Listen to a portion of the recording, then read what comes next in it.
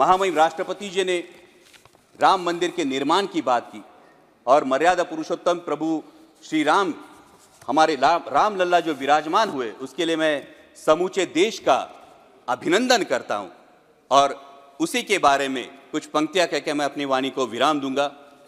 अध्यक्ष महोदय, जब राम लल्ला की प्राण प्रतिष्ठा की बात आई तो किसी ने कहा बिना कलश के प्राण प्रतिष्ठा कैसे होगी, किसी ने कहा बिना कलश के प्राण प्रतिष्ठा कैसे होगी, किसी ने कहा जब चुनाव ही प्राण हो तो सोचो कौन सी प्रतिष्ठा दांव पे लगी होगी।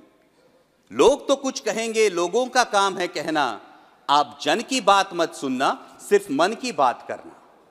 फिर भी खुश थे हम 500 साल का सपना जो पूरा हो रहा था, हमारे अंदर का हिंदू भी पूरी तरह से जाग गया था। तो चल पड़े अयोध्या की ओर राम लल्ला की दर्शन की आस लगाए, चल पड़े अयोध्या की ओर राम लल्ला के दर्शन की आस लगाए। जो सामने नजारा देखा वो देखकर दंग रह गए।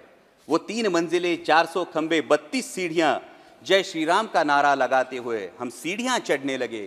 राम लल्ला से क्या गुहार लगाए ये सोचने लगे।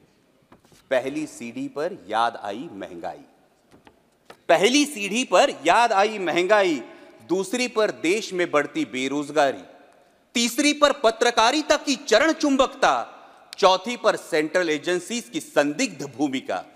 हर सीढ़ी पर कुछ न कुछ याद आ रहा था, हर सीढ़ी पर कुछ न कुछ याद आ रहा था।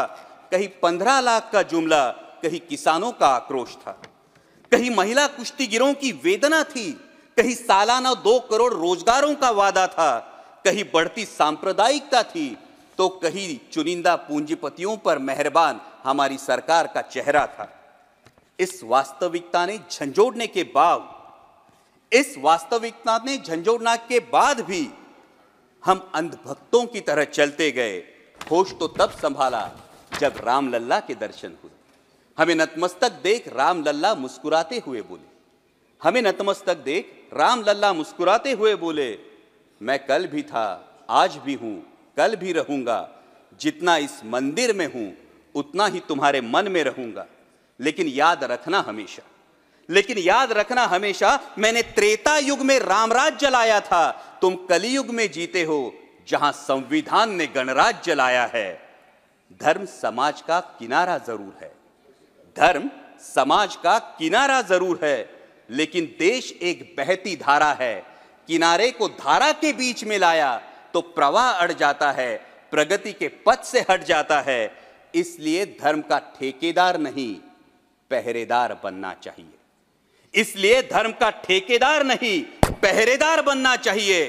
तुम रहो न रहो, वो रहे न रहे, ये देश रहना चाहिए, देश का संविधान रहना चाहिए, देश का लोकतंत्र रहना चाहिए, ये देश रहना चाहिए। जय हिंद, धन्यवाद।